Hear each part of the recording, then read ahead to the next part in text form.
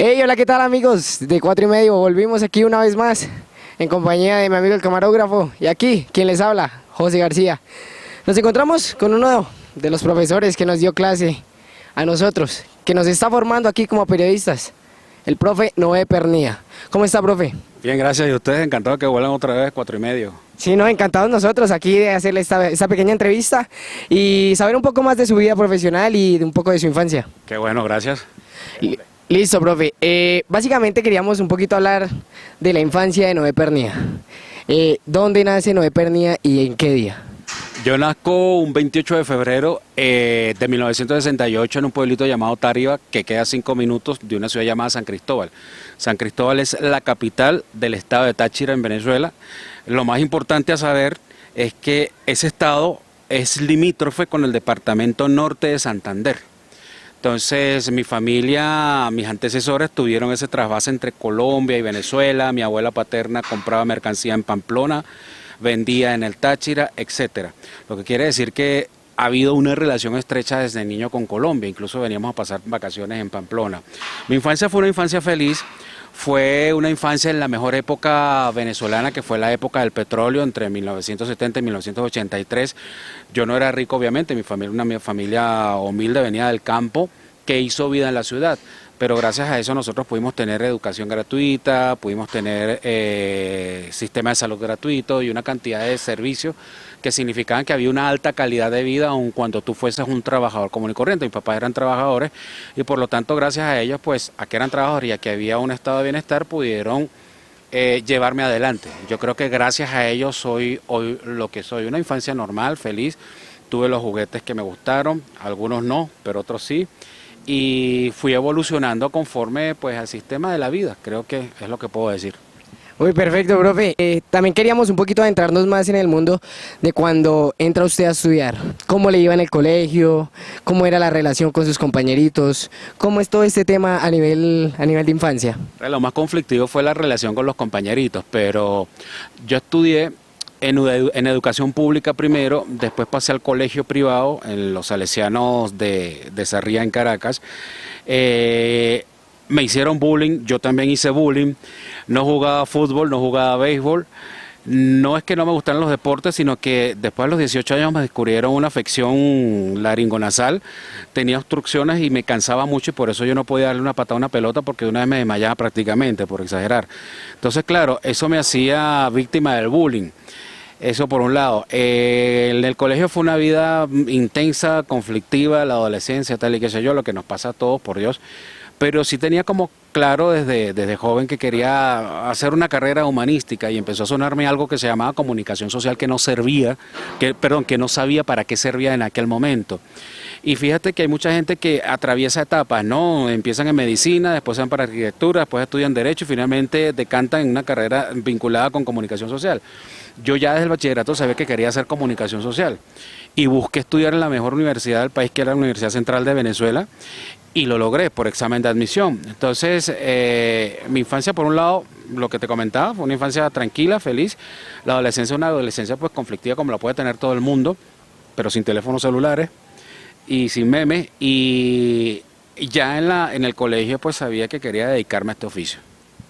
Bueno, profe, perfecto. Bueno, y hablando un poco, porque para nadie es un secreto, lo que se vive hoy en día en Venezuela, crecer en un país como Venezuela en su momento, ¿para usted fue difícil o estuvo en la época más placentera de Venezuela como tal? No, yo creo que estuve en la época más placentera, hay que decirlo, porque claro está, toma en cuenta que mi padre, por ejemplo, que era un trabajador normal, no era un profesional universitario, tenía un rango medio en la fábrica donde él trabajaba, era subgerente, él ganaba el equivalente a $1000.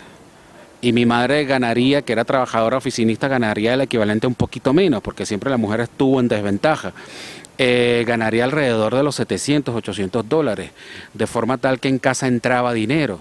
Llegó momentos en que la nevera de mi casa, te estoy hablando por allá entre 1975 y 1980, la nevera de mi casa, todos los productos eran importados. Era la cultura del consumismo de aquella época, un consumo que se basaba en una economía ficticia debido a la renta petrolera, no a la producción. En fin, nosotros disfrutamos esa época, hay que decirlo de esa manera. Yo la primera vez que salí al país fue a los 9 años, me llevaron a conocer Disney World, Miami, mis padres. Y como te decía antes, la nevera de mi casa llegó un momento en que estaba llena de productos importados, sin necesidad. O sea, en mi casa llegamos a comer naranjas California de Estados Unidos importadas, mientras que al pobre cultivador se moría de hambre porque las naranjas se le podrían en Venezuela. Entonces, yo soy hijo de esa cultura, pero no del consumismo. En mi casa sí nos cuidamos mucho, aprovechamos el sistema, por supuesto, pero mi familia se cuidó mucho del consumismo y era una familia trabajadora. Entonces, yo sí creo que vivimos en una época fantástica, claro está, sustentada sobre bases irreales. De hecho, en el 83, cuando viene la gran devaluación en Venezuela, es cuando nos dimos cuenta que, el rey está desnudo. O sea, la cosa no es tan así, hay que buscar otros medios, etcétera. Eso por ese lado. Ahora, la época actual, claro, yo ya la vivo de adulto, a partir de 1998. Entre 1990 y 1998 fue una década muy dura en Venezuela. Fue la época de las crisis, de las debacles bancarias. Por decirte algo, en 1989 vivimos el Caracazo. En 1992 hubo 2 golpes de Estado. En 1993 hubo la gran quiebra bancaria. En 1998 pues gana Hugo Chávez y comienza el periodo del chavismo. En 2002 creo que hubo un golpe de Estado, un gran paro petrolero. Lo que quiere decir que de 1990 hasta el 2005, cuando yo salí de Venezuela, pues fue una época de crisis e inestabilidades constantes en el país. Bueno, perfecto. ¿En qué año se gradúa usted de la universidad como profesional de Ciencias de la Comunicación? Estás muy serio, vale, tú no eres así. Profe, es un poco los nervios, ¿sabe? Porque es difícil entrevistar a una persona con tanto recorrido como usted. Todo lo contrario. A mí me sería más difícil entrevistarte a ti, porque conectar con los jóvenes ahorita es lo que más nos cuesta a nosotros los que estamos un poquito más adultos. Pero bueno, ¿en qué año dices tú que me gradué? Sí, ¿en qué año? Sí, yo me gradué en 1995-96 aproximadamente. Después digo aproximadamente porque hubo temas de huelgas, de paro, estaba en la universidad pública, entonces ya presenté la tesis, después no me recibí, todo un rollo de eso que no quiero ni recordar. Yo me gradué, después empecé a hacer estudios, intenté seguir un posgrado, un doctorado en ciencias sociales con varias eminencias de la facultad de la carrera de la facultad, pasa que se me olvida, de Ciencias Económicas y de Derecho de la Universidad Central de Venezuela. Empecé, no pude terminar porque el trabajo de reportería era muy intenso. Yo ya estaba trabajando en el 98, a partir del 95 yo comencé a trabajar en el canal más grande y más popular de Venezuela, que fue Radio Caracas Televisión, RCTV por sus siglas, y en ese momento quería proseguir estudios, pero no me fue posible porque el trabajo del reportero es casi que 24 horas, tú nunca dejas de ser reportero, nunca dejas de ser periodista. Pues si tú terminas tu turno a las 8 de la noche, pero a las 12 te llaman para decirte que hay un levantamiento en una cárcel cercana, tú a las 12 de la noche tienes que buscar a tu camarógrafo y largarte a cubrir la cosa, ¿no? O sea, es tu responsabilidad como periodista. Entonces, eso me impidió seguir estudios a nivel superior. Yo salgo de Venezuela en el 2005 becado por una universidad italiana, la Pontificia Universidad Lateranense de Roma, que es una universidad del Vaticano, becado, y a partir de ahí sí comienzo a reconectarme otra vez con el mundo de la academia. Hago 3 años allí, posteriormente me caso, me voy a España, a Madrid, y allí mi esposo y yo comenzamos a seguir estudios posgrado porque los dos somos, como quien dice, juiciositos en ese sentido, ¿no? Entonces es interesante porque mucha gente comienza al revés, con la parte académica y después prosigue carrera. Yo terminé mi parte académica, hice una carrera muy intensa, de mucha experiencia, y después me volví a reconectar con el mundo de la academia. Y puedo decir que eso ha sido bastante rico porque es lo que me permite ahora como que tener una visión bastante abigarrada y acoplar cosas y conectar cosas que sirven pues para uno dedicarse a lo que más le gusta, que es la docencia. No sé si te respondió, me fui por las ramas. No, sí llegamos al punto que era lo que nos interesaba. El profe se va de Caracas, se va de Venezuela. ¿Cómo fue cómo fue ese cambio de cultura, de gente? ¿Cómo fue esa adaptación de Noé Pernia para llegar a Europa? ¿Sí? ¿A España fue que llegaste? No, primero Italia. A Italia. ¿Cómo fue ese cambio? ¿Cómo fue toda esa experiencia? Para que nos cuente un poco más sobre eso. Pues yo desde adolescente quería salir del país, quería visitar, como le puede ocurrir a muchos de ustedes ahorita. Yo me imagino que quienes nos están viendo, difícilmente habrá uno que diga, no, yo me quiero quedar toda la vida en Colombia. A lo mejor sí. Salir de Colombia o salir de Venezuela o salir de cualquiera de nuestros países natales no significa que no queramos al país natal, sino que queremos abrir mundo y adquirir otras perspectivas que nos permitan pues engrandecernos, ¿no? Como personas, como profesionales, como sujetos. Y yo siempre quería eso. Venezuela es un país que estuvo muy abierto siempre a todo tipo de culturas porque recibía mucha inmigración gracias al flujo del capital petrolero. Entonces, claro, a Venezuela llegaba una cantidad de gente de otros países. Yo en mi salón de clases siempre, desde niño hasta que me gradué del bachillerato, era hijos de gallegos, de españoles, hijos de italianos, hijos de portugueses, hijos de colombianos, hijos de bolivianos. Recuerda que fue la debacle de la dictadura de los años 70 y toda esa masa de gente que era perseguida por las dictaduras del Cono Sur se iba desplazada a Venezuela. Y toda esa masa de gente, también de colombianos, por razones económicas y también por razones de persecución política, iba a Venezuela. Entonces yo estudié con una cantidad de gente que me permitió a mí entender que el mundo era otra cosa, no solamente Caracas, y que probablemente había otras costumbres en cuanto a la comida. Cuando a ti te invitaba un compañerito a estudiar con él en su casa, pues la mamá resulta que era española y o sea, preparaba otro tipo de comidas y tú decías, esto es diferente a lo que como yo en mi casa, qué bueno, ¿no? Entonces digamos que yo, por supuesto, a mí las cosas me entran por el estómago, entonces empecé a relacionar otras experiencias posibles con la comida y eso me encantó, de forma tal que cuando yo salgo de Venezuela puedo decir que soy un privilegiado, pues yo salí becado. Es decir, cuando yo llegué a Italia tenía que me fuera a recoger al aeropuerto, tenía ya casa, comida y estudios seguros. Para mí no fue difícil adaptarme a Italia, pues yo viví en Roma, o sea, quien no se adapte a vivir en Roma, algo le pasa en la cabeza. Y más en esas condiciones. Aprendí a hablar italiano rapidísimo porque yo con los idiomas soy bastante, digamos, permeable. Y una de las cosas que me propuse cuando subió el avión fue, veía por la ventana, hace 15 años cuando dejé el país, y me dije, cero nostalgia, cero guetos y abrirse al mundo, que es una recomendación también para todos los que quieran viajar.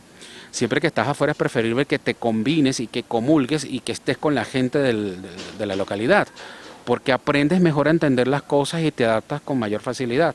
Yo aprendí a hablar italiano, yo andaba solamente con italianos, yo aprendí a cocinar comida italiana y eso fue bien bonito, ¿no? Siempre tendemos a hacer grupos, a hacer guetos en el exterior. Entonces, si tú haces grupos y haces guetos en el exterior, nunca vas a salir de Venezuela y nunca vas a salir de Colombia, vas a seguir anclado allí. Y eso te provoca un efecto perverso que es el de la nostalgia. La nostalgia es buena, pero para mí la nostalgia yo la he sabido gestionar porque para mí la nostalgia es la memoria. Es decir, mi conexión con mi país de origen hoy en día es la memoria, no otra cosa. Para mí mi conexión con Venezuela es la literatura, la cultura y los recuerdos. Yo vuelvo a Venezuela y voy a volver a un país que no existe, o sea, que un país extranjero. Quizás me sienta más extranjero de lo que me sienta en Colombia, quizás, que no me siento extranjero. Quizás me sienta más extranjero de lo que me sentí en España en un principio, que tampoco me sentí extranjero. O de lo que me llegué a sentir en Italia, que tampoco, porque siempre a todos lugares donde yo he llegado por fortuna ha habido gente que nos acoge. No sé si respondí a esa pregunta. No, más que respondí ahí. Bueno, después de este pequeño corte, volvemos. Y volvemos con una persona súper increíble, con el profe Noé Pernia, que está con nosotros aquí dándonos esta pequeña entrevista, un poquito sabiendo de la vida de él. Profe, no se me ría, seguimos aquí. Bueno, seguimos con un tema que yo creo que a muchos nos interesa, y fue la entrevista a Hugo Chávez. ¿Cómo fue ese momento? ¿Cómo se dieron esas cosas? ¿Y cómo hizo usted para tomar la posición en ese momento? Bueno, eso es interesante porque ya en ese año, en el 98, tenía por lo menos 3 años de experiencia como productor de noticias y reportero en el canal para el cual yo trabajaba, que como les digo era Radio Caracas Televisión, el canal más grande y más popular en ese momento, que posteriormente en 2007 cerró Chávez. Ya nosotros, por efecto de las campañas, como todos los reporteros, teníamos que estar abocados a hacer los cubrimientos o las coberturas, pues ya teníamos trato, confianza, no es lo mismo de hoy en día, con todo lo que tiene que ver con el equipo que conformaba los anillos de seguridad de Hugo Chávez, pues que no eran muchos en aquel momento, eran sus allegados, sus militares que lo acompañaron en el golpe del 92, gente que lo seguía, y había una relación de confianza cercana del equipo de Chávez, incluso con Chávez mismo yo llegué a trazar 2, 3 palabras antes de, llegué a tratar con él incluso una vez presidente le pone una entrevista, que incluso me dijo, se ve que te hace falta, en ese momento está un poquito gordito como ahora, y me dijo, oye, se ve que te hace falta el trote. Tipo muy simpático realmente, y ya había como que ese vínculo, que era bien extraño porque el canal para el que yo trabajaba, la línea directiva era Cero Chávez, Cero Movimiento Quinta República, y estaba decantado definitivamente con el candidato de la oposición, que era Salas Romer, en ese momento como quien dice el representante del sector más conservador, entre comillas, porque no era tan conservador tampoco, era un outsider bien interesante porque traía un programa de reformas, como decir, no sé, se me ocurre a mí Claudia López, pues con esto revelo mi simpatía por Claudia López, pero era como un outsider bien interesante. Cuando ya se sabe que Chávez gana, después que el canal para el que yo trabajaba venía atacándolo todo el tiempo y nuestra línea editorial era Cero Chávez, o sea, todo aquello que contribuyera a desacreditar la imagen de Chávez, nosotros teníamos que llevarlo a cabo. Cuando ya gana Chávez, lo primero que hace uno de mis jefes es llamarme, tienes que conseguirte la entrevista con Chávez porque sabe que yo era uno de los que más cercanía tenía con el candidato. Yo me asombro y yo, coño, pero si este es un señor al que le venimos dando palo desde toda la campaña electoral, como que ahora tengo que entrevistarlo, o sea, antes todavía te da tu golpe y ahora somos amiguitos, mira, qué bueno, presidente, y cosas así. Entonces yo, wow. Yo lo que hago es empezar a llamar a los contactos. Uno de estos contactos está preso en Estados Unidos ahorita. En aquella época andaba en un carrito barato, pues un carrito, qué sé yo, de $500 en aquella época y terminó teniendo cuentas mil millonarias en Estados Unidos y aras de caballos pura sangre y este tipo de cosas. Una anécdota, simplemente para contar que yo lo llamo, le digo, ¿tú crees que sea posible? Me dice, vente, no, ahí te hacemos el intento. Y me acerco hasta la oficina donde estaba Chávez, que era fue uno de sus financistas en la campaña, un empresario asegurador en Caracas. Y claro, yo estoy allí y me pongo a esperar y estoy llamando. No me acuerdo el nombre de este hombre, lo estoy llamando. Capitán, disculpe, ¿usted cree que...? Y para allá, espérate un minuto, esto no es reunión. Atendió primero, me acuerdo, varios periodistas, pero antes de que yo entrara, le tocaba a Patricia Yaniot. Sube Patricia Yaniot. Y entonces, en ese momento, cuando sube Patricia Yaniot, recibo la llamada del capitán y me dice, mira, Noé, te vamos a dar, pero 10 minutos solamente, contaditos. En eso, cuando él me dice, te vamos a dar 10 minutos, yo empiezo a organizar el panel de preguntas. O sea, ¿qué le pregunto? Lo que estaba en ese momento, ustedes ven esa entrevista, y yo le pregunto justo sobre las interrogantes y las dudas que había en ese momento en el país. Hago mis preguntas en un papel, si se puede ver ahí en pantalla, tengo una libreta en mano, y me acuerdo que baja la que era esposa de él en ese momento, Marisabel de Chávez, me mira así de arriba abajo con una displicencia, y me pregunta, ¿y tú qué haces aquí? Y yo, bueno, vengo a entrevistar al presidente, ya no le podíamos llamar candidato, ni al comandante, ya era el presidente, vengo a entrevistar al presidente, y me mira así y me dice, ¿y ustedes quieren ahora entrevistar a Hugo después de tanta leña que le dieron? Y yo le dije... disculpe usted, Marisabel, pero es la línea editorial, yo soy un reportero, yo no voy a atacar a nadie. Y entonces ella no estuvo muy convencida, pero en ese momento iba saliendo. Y es cuando después termina Patricia Yaniot y me llama el capitán y me dice, sube. Y subo. Y Chávez está en la biblioteca de la oficina de este empresario y me saluda lo más normal, un tipo súper sereno, tranquilo, no pareciera que hubiese ganado unas elecciones, sino que se acababa de levantar. O sea, la serenidad y el autocontrol de Chávez fueron siempre pasmosos, fue una de las cosas que más me impactó. Era el Chávez doméstico, el Chávez casero, Chávez de casa, sí. el Chávez de casa, y está en una oficina y acaba de ganar las elecciones. No era el Chávez de los mítines que tú lo veías, pueblo de Venezuela, sino que te recibió, me senté con él tranquilamente y empecé a hacerle las preguntas. O sea, fue de un tirón, tienes 10 minutos, Pernilla. Me acuerdo, cuadro con el cámara y le dije, mira, respuesta de Chávez, pregunta no de Pernilla, respuesta, y abres y cierras, haces zoom. Pues el cámara ya sabía lo que tenía que hacer, pero cuadramos y empecé a lanzar la entrevista. Y fue un solo tirón, como seguramente va a ser esta, bueno, no vas a editar, ¿no? Sí. Entonces, Entonces fue un solo tirón desde que empezó hasta que terminó, pero fue así, flash, o sea, es cuestión de oportunidad, lo que yo le digo a mis alumnos siempre, ten pendientes porque tú no sabes cuándo la oportunidad va a tocar a tu puerta. Las oportunidades no avisan, no te mandan un programa por adelantado, no te tocan la puerta, hola, soy una oportunidad y hoy me voy a dedicar a ti, sino que tú tienes que estar pendiente de, o sea, imagínate tú, si yo no estuviese estado enterado más o menos del panorama de lo que está pasando en el país, ¿cómo hago yo para hacerle 10 preguntas a Chávez? Muchas de ellas ahorita están ya obsoletas, pero hay una que me llama mucho la atención, que es cuando yo le pregunto, ¿su gobierno va a ser de izquierda o de derecha? Y él me responde, mi gobierno no va a ser ni de izquierda ni de derecha, va a ser un gobierno humanista. Bueno, ya volviendo un poquito aquí al contexto actual, ¿qué siente Noé Pernía al ver la cantidad de compatriotas venezolanos?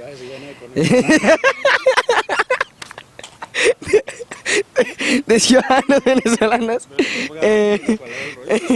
en las calles y ver la situación que está pasando el país, su tierra natal, en estos momentos. Bueno, a mí me preocupa más la situación que está atravesando Colombia, porque la de Venezuela ya dentro de todo, desde mi punto de vista, y es un juicio que no quiero aventurar tan a la volandera, pero hay que decirlo, creo que en Venezuela ya están cohabitando dos sistemas de vida y una forma de hacer las cosas.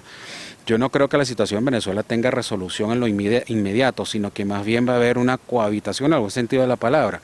Si tú no tienes las armas, viejo, tú no puedes agarrar y derrotar a un gobierno que toda la vida te ha amenazado con las armas. Eso por un lado. Con respecto a los compatriotas, que no importa que les llames venecos, ¿te acuerdas cuando yo les dije que en mi infancia nosotros veníamos a pasar vacaciones en Colombia y de vez en cuando había un colombiano que soltaba veneco? Pero eso a nosotros no nos insultaba y no tiene por qué insultar a nadie. Es que uno no tiene por qué salir al exterior pensando en que te tienen que tratar como una niña bonita. Bueno, somos niñas bonitas, los inmigrantes salimos a experimentar cosas nuevas y entre ellas puede estar las cosas buenas o las cosas malas. Que te apoden de un modo o de otro no tiene por qué llamarte a la intolerancia y a tratar de creer que es el país el que se tiene que adaptar a ti. Si tú llegaste a un país, llámese Colombia, llámese Burkina Faso, tú te tienes que adaptar al país. Si a ti te llaman de una manera u otra, no le hagas caso y punto. Nosotros en Venezuela nos burlábamos de los gallegos, de los ecuatorianos los llamábamos cotorros, a los colombianos los llamábamos caliche. Ay, ahora yo me voy a poner bravo porque me llaman veneco. Una pendejada, tío. Entonces, con respecto a ello, ¿cómo veo yo al venezolano actualmente? Pues ha sido un choque y un choque profundo en el cual todavía mi esposo y yo estamos viendo de qué manera nosotros articulamos una dinámica. Ya estamos en la mesa técnica de Venezuela, donde confluyen una serie de ONGs, entre ellas la OIM, la UNESCO, la ONU y varias organizaciones importantes, ONG de Colombia, que están trabajando junto con Migración Colombia, con el Ministerio del Trabajo, con la alcaldía. Y allí podemos hacer cosas, ¿no? Pero la cuestión es, para mí, más que darle casi comida al venezolano que viene allá, que es una persona en una situación de pobreza crítica, es cómo ayudarle a entender, o sea, cómo establecer, mejor dicho, ese vaso comunicante entre el sujeto colombiano y el venezolano. Es decir, que el venezolano entienda que proviene de una cultura distinta, de una forma de comunicarse con la gente totalmente distinta y que por esa razón muchas veces hay choques en Colombia, porque la forma de comunicarse del colombiano, sobre todo el bogotano, es totalmente distinta, las reglas de comunicación son distintas, la cortesía es distinta y no es el colombiano el que se tiene que adaptar a ti. Eres tú el que se tiene que adaptar al colombiano. Te pongo un ejemplo tonto. Yo vengo de Madrid y ustedes saben que yo pues era como muy duro muchas veces, pero es porque a mí me tocó adaptarme a la cultura madrileña y cuando yo llegué a Madrid pensé que me estaban regañando hasta que entendí que es la forma de comunicarse de ellos. Si yo vengo y te digo, tío, ¿cómo estás? Y te doy un golpe o sea, es normal allá, aquí no. Entonces, una de las cosas que me pasaba es que cuando iba a un negocio, yo decía, deme por favor una caja de chicle o deme por favor una botellita de agua. Y la gente me miraba así como con extrañeza, porque es que aquí tú no puedes decir deme por muy educado que sea, aunque le pongas la forma del por favor después, sino tú tienes que decir regáleme. Sí. Claro, si un colombiano va a España y dice en Madrid regáleme un café, que te va a regalar a ti, tío, lárgate esta. En fin. Entonces, para decirte que es uno el que tiene que adaptarse al país, es lo que me preocupa porque estamos viendo al sujeto migrante venezolano como una persona que tiene que ser siempre objeto de la caridad. No, hay que ayudarlos, pobrecitos ellos, el yo no sé qué, yo no sé qué más. Y es verdad que es una gente que está en una situación de pobreza crítica, pero yo siempre he pensado que para poder salir de la pobreza crítica, en principio tienes que ver de qué manera tú te reconectas con el espacio circundante. Si eres inteligente, si eres un ser pensante, puedes lograrlo. Ya hay venezolanos que lo han logrado, que han establecido su negocio, y no te estoy diciendo de grandes industriales, que también los hay, te estoy diciendo al pequeño comerciante que ha sabido conectarse con la cultura, y a partir de allí pues se le abre un campo. Y yo creo que lo más necesario, antes que darle casa, comida, seguridad social, etcétera, al venezolano, hay que responsabilizar al sujeto venezolano por su propio código de comunicación, de qué manera yo modifico mi actitud, de qué manera yo modifico mis hábitos de habla para poder entenderme con el que me está dando acogida, con el anfitrión. Porque no es el anfitrión el que se tiene que adaptar a mí, soy yo el que se tiene que adaptar al anfitrión, y te lo está diciendo una persona que tiene 15 años fuera del país y que ha vivido en 3 países con este ya. Bastantes cosas hemos aprendido el día de hoy. Y ya un poco terminando, ¿piensa volver pronto a Venezuela, profe, o piensa quedarse por estos lados? ¿Qué piensa hacer? Yo creo que ya la de migrantes, o yo no sé si a llamarle migrante o viajero, o qué sé yo, ciudadano del mundo. Yo una vez en Italia me echaba mucha broma, mi amigo italiano, porque cuando me preguntaba, ¿tú soy venezolano? ¿Tato B6? Porque pensaba que era colombiano, mexicano, y yo soy no del Venezuela, decía, yo soy venezolano. Y hasta que comencé a echar broma con la cuestión, y a todo el mundo que me preguntó le decía, yo soy un cittadino del mundo, decía. Entonces me jugaba mucho con eso y me decían, no es ciudadano del mundo, ¿no? Entonces yo creo que uno está terminando, yo estoy terminando por ser ciudadano del mundo. Regresar, yo quisiera ir para visitar a mi familia, para visitar lugares que siempre están en tus afectos y en tu memoria, pero yo no creo que podría volver a vivir en Venezuela, porque como te digo, es un país que está en mi memoria, pero que ya no existe, en el territorio real ya no existe. Sí. Y yo lo veo incluso con mismos compatriotas venezolanos acá, a mí me cuesta hablar con ellos, porque son de otra generación. Yo salí del país hace 15 años y el venezolano en aquel momento es muy distinto al que yo estoy viendo ahora acá. Toma en cuenta que el venezolano que está acá en su mayoría son jóvenes como ustedes, chicos de 20, 25, 26 años, que o nacieron dentro del chavismo, o cuando el chavismo llegó a Venezuela tendrían apenas 6, 7 años. Es decir, es una gente que tiene una manera de reaccionar, de pensar y de entender las vainas de una forma completamente distinta a como la pueda tener yo. O sea, como quien dice, tenemos Noé Pernía para rato por aquí en Colombia. Por desgracia. Bueno, profe, y ya para terminar, ¿cuál sería ese consejo para los jóvenes como nosotros, como el hombre que está ya grabando, como yo aquí? ¿Cuál es ese consejo que nos da para esta labor periodística que pues hasta ahora nosotros estamos empezando, como se puede dar cuenta? Que se lancen al agua, número 1, que se olviden de la pobreza existe, pero todos los estudiantes que están aquí son privilegiados porque sus familias les están dando la oportunidad de ir a un espacio llamado universidad, que le podemos criticar lo que les dé la gana, pero que en el caso de 1 minuto tiene 1 millón de recursos para aprovechar, y creo que no todos los estudiantes los aprovechan. ¿Cuáles son esos recursos? Hay que comenzar a hurgar, y a buscar, y a escarbar.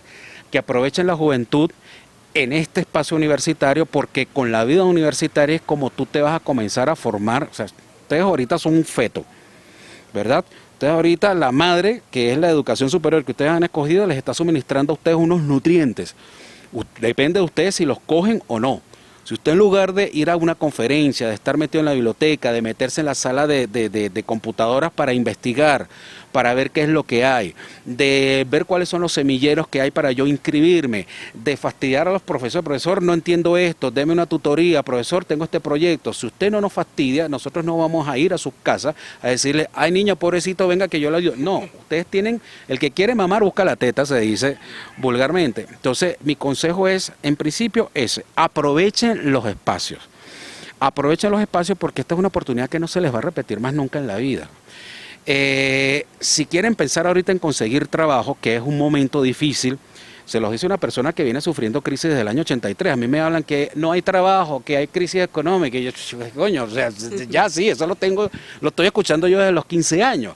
O sea, yo viví crisis económica en Italia, no tanto porque era becado, pero en España yo viví un crack bancario importante que nos afectó familiarmente. En Venezuela viví un crack bancario, 3 mega devaluaciones, 2 golpes de Estado. O sea, no le hagan caso a la palabra crisis, cójanla para ustedes, adoptenla y vean que en medio de las crisis hay oportunidades. Ustedes ahorita están tejiéndose una oportunidad, ustedes tienen un grupo que por diversas razones quizás se ha disgregado, pero esa iniciativa está allí, puede reflorecer. Ustedes tienen unos talentos, tienen que ponerlos a funcionar. Y ponerlos a funcionar no significa esperar a ver quién me da trabajo, nadie te va a dar trabajo. Tú tienes que cosechar tu trabajo para que el día de mañana la gente que te vaya a emplear o la que te vaya a financiar un proyecto vea que tú eres un tipo que tiene ganas, iniciativa, tiene destrezas que has aprendido acá y por sobre todas las cosas pues que eres una persona ética y que no te estás quejando del mundo. Es un poco polémico porque sé que lo natural es que nos quejemos y el gobierno no sirve y yo no sé qué Uribe y yo no sé qué Petro y yo soy pobrecito. Si tú sigues insistiendo en que tú eres una persona pobre y que no tienes oportunidades en la vida, nunca te van a llegar. Bueno, ahí está para todos ustedes que están viendo en este momento en sus pantallas. Las oportunidades están, solo es ir a buscarlas, así como dijo aquí el profe. Bueno, profe, muchísimas gracias por esta grandiosa entrevista. Queríamos conocerlo un poquito más, saber un poco de su historia a través de su carrera profesional y de su infancia. Entonces, muchísimas gracias por habernos tenido en cuenta y como usted dice siempre, fenomenal. Fenomenal. Y reactiven 4:30. Aquí, 4:30 no muere. Chao, chao.